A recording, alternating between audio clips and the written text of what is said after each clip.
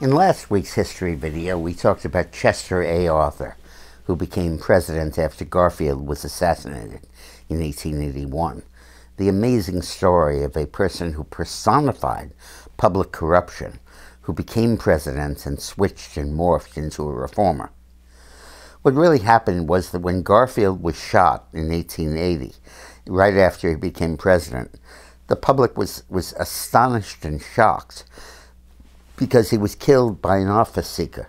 And it seemed that this entire cascade of post-Civil War corruption that was epitomized by the scandals in the Grant administration was literally taking over the government, that we were becoming a government of corruption, an early version of a kleptocracy. And Arthur was the one to begin to reverse that. But the real heavy lifting was done by Grover Cleveland, who had been governor of New York, who brought a program of reform that was very bold and really set up the concept, in his words, public office is a public trust.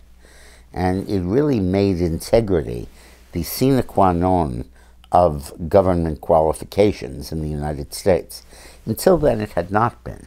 Until then, the prevailing ethic had been Andrew Jackson's line, to the victor belongs the spoils. And the idea was that democracy meant not only changing the president and the administration, but everybody up and down the ladder, and that patronage was a key part of how democracy functioned, rather than a corrupt variant of it.